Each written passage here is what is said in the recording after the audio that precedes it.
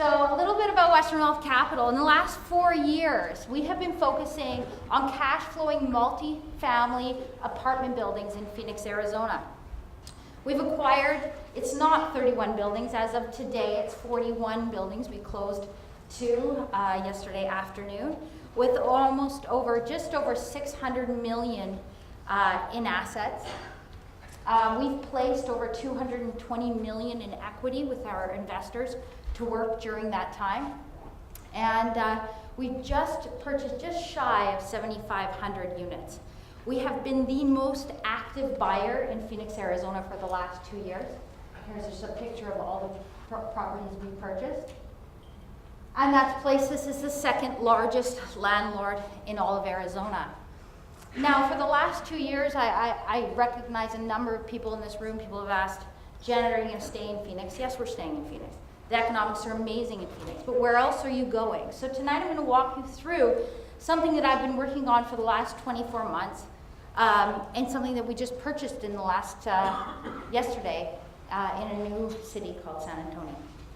We have over 500 investors across our properties, and here's how we've done. The 41 we've bought, we've divested or sold 9 of those, averaging over 33% annualized returns to our investors in their pocket. There's just 3 examples. They're random and selected, but in 30 months, we returned 77% to our investors, 14 months, 60%, and 24 months, 54%. It averages just over 30% overall. We have one program, we've replicated it 41 times. We are not deviating from it, and that's why we've grown at the pace we've grown. So I'm going to walk you through the system. It's a system, and what I've learned as the leader of this is why we've been successful is that we don't go outside the box. I'm a computer scientist by trade. It's black and white. It's either works or it doesn't work. And here's how we make it work. We look at 7 things. Signage. Let's take a look at this. Good signage or bad signage? Day 1, when we buy a property, it goes from this to this. I know it doesn't sound like much, but the number 1 reason that we have people rent in our place is drive-by traffic. How are they going to drive by and rent here? Make it real simple. They drive by, they see the signs. Hey, by the way, they're renovated. There's a phone number. This gets you nowhere, number 1. Number 2, make it appealing when they walk in. We call it the curb to suite appeal. It's that point from the point, hey, I drive in. How is that experience when we walk in the office? How is it when I get to the suite? The closing ratio from the time that a person actually enters the property because they realize it's available for rent to the time that they actually rent the property is key to keeping the property full. Once it's full, you can charge top rents. When you have top rents, you are exponentially increasing the value of your property. Let's talk about basic impact. How do you have a pool that has no chairs for you to sit on? Let me tell you, I'll tell you 41 times on every property I ever bought. I swear we've had chairs where they're there, but literally those plastic things that go across, broken. So you could sit in it, but you'd end up on the ground. So it's what we talk about is the 1% improvement. When you go along and do 1% all across, it's a massive difference to the overall property. We are not in the business of moving walls, changing things. We are in the business of incremental change for exponential growth. Why do you like that? Because incremental change is a very low risk thing. Adding pool furniture, changing the signage so people know what's available to rent doesn't cost a lot. It's very basic. There's not a lot of risk to it. So it becomes a really easy way to know that you're making money with a very, I do A, I get B out of it. We do in-suite renovations, basic renovations. We do flooring, paint, fixtures, countertops, paint the cabinets, put hardware on the cabinet doors. People pay to have what we call this upgrade. This is not a big upgrade, as in a high-risk upgrade. There's no walls being moved. It's a cosmetic upgrade, but we know we're doing about $80 a month. You do A, you get about $75 to $150, depending on what you're doing across our properties.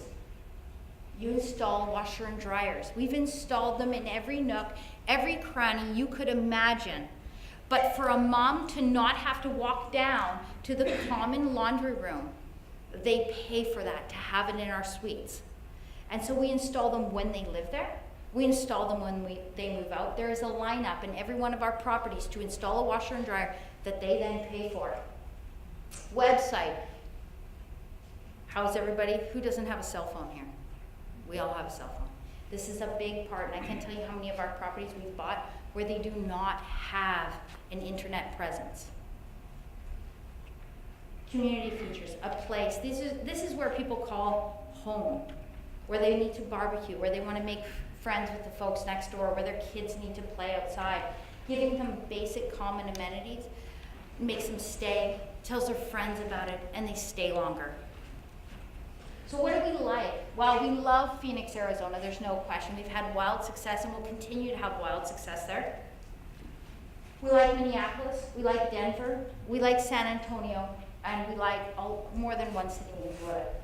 I'm going to talk about San Antonio today, but I'm going to walk you through the factors of why we like these cities. Because if I were sitting in your chair going, hey Janet, maybe we want to invest with you, maybe we like what you do, get down to the economics of the why.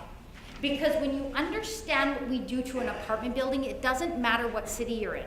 It's very basic. Signage exists in every city. Pool exists in every city. The experience of renting exists in every city.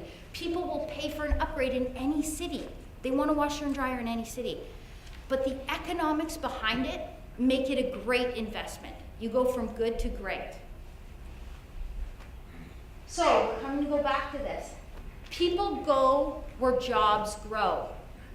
If there's a job, people need a bed to sleep in.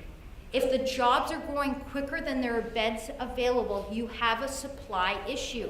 There are more people than you have rental units or beds available. What happens? The price goes up. When you're buying a house and you have multiple offers, what happens? The house price goes up. If you have multiple people trying to rent your unit, what happens? The rent value goes up. In the multifamily world, when your rent value goes up, the overall value of your property exponentially grows. And that's what our investors have been seeing. So if there's job growth, there's population growth, in-migration. Those will be the number two things that I watch in every city that we go through. Our company does extensive research because it's not just about today. Did we have job growth last year? Well, that's great. Did it stop? Because what I care about is the next 2 years. We care about what's happening in the next 2 years because we're buying properties that matter over the next 2 years. And affordability. Why does affordability matter? Well, really what it says is that for every dollar I make in my pocket, how much of that goes to rent? Well, if you're looking at cities where it's less than 50 cents on that dollar, that means that you have more money if we increase rent.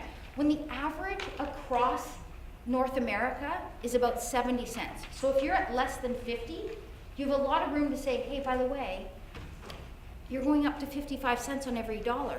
Well, they can't move to San Francisco. They can't move to even another city because in that city, they're going to have to pay 70 cents on the dollar. So affordability cities are great because you do have room to increase rent and people have the affordability to do it. So, Phoenix, we have had 4 years of wild success. So for the folks in the room that have invested in Phoenix or understand Phoenix, I really wanted to anchor you in that. Let's look at Phoenix. You've got an unemployment rate of 5.5%. San Antonio, 3.7%.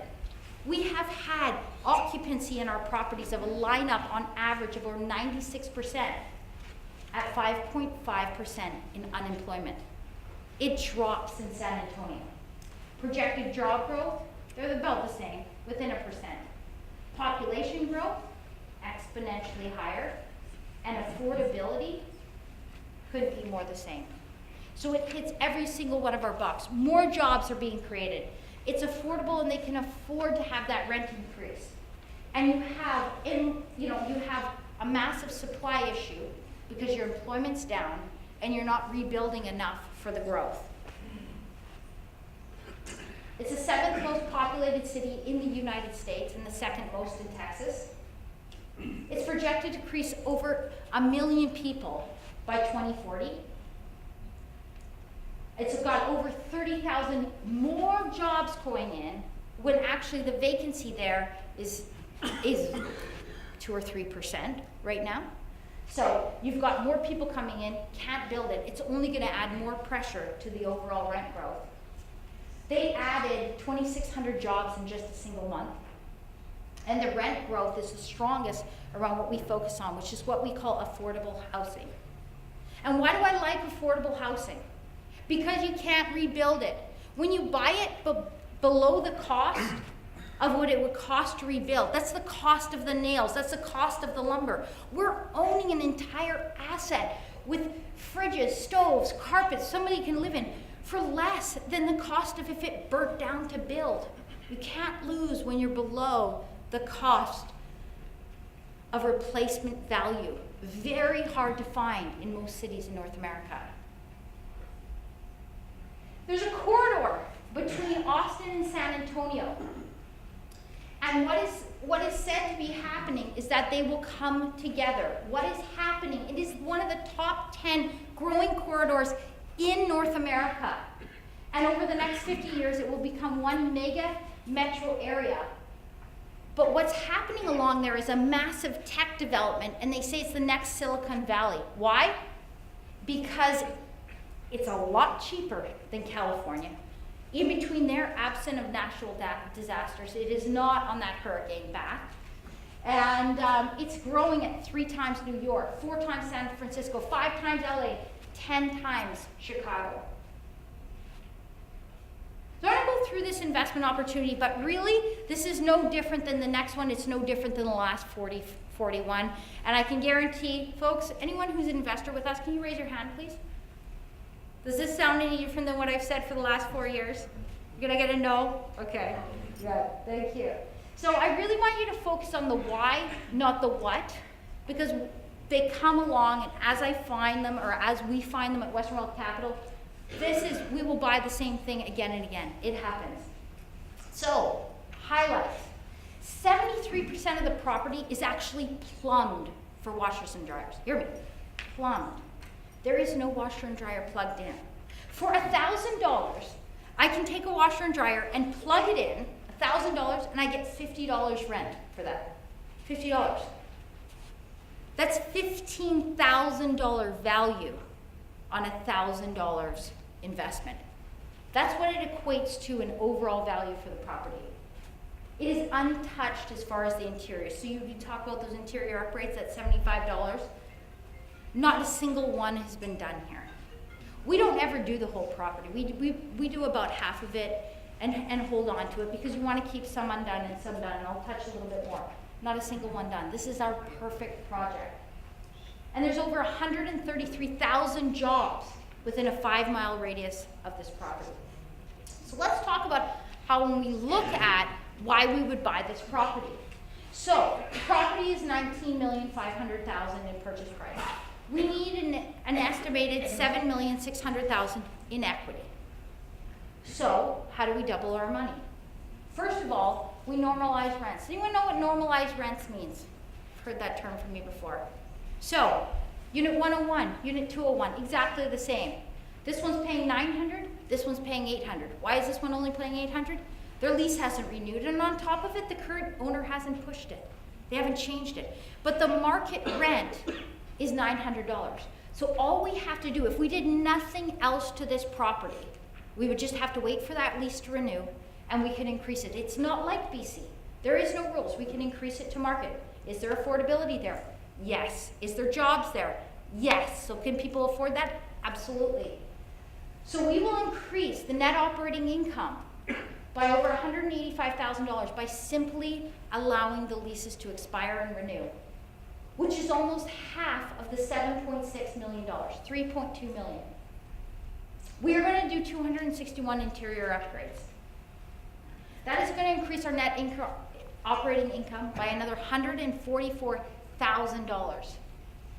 Another $2.5 million in value to the property. That's appliances, flooring, fixtures, paint, resurface the countertop, and you get $75 per unit. And then finally, we're going to install washers and dryers in 216 of almost 300 units. and we'll get another just under over $100,000. The total, $7,600,000, just over $7,600,000, all the equity we need. We have not calculated in rent growth, market appreciation, demand for the area. This is just simply black and white, A and B, the same story we've seen time and time again, and why Western Wealth Capital is buying this property. It's a 100% increase on your value without even touching market appreciation. And that is it for me.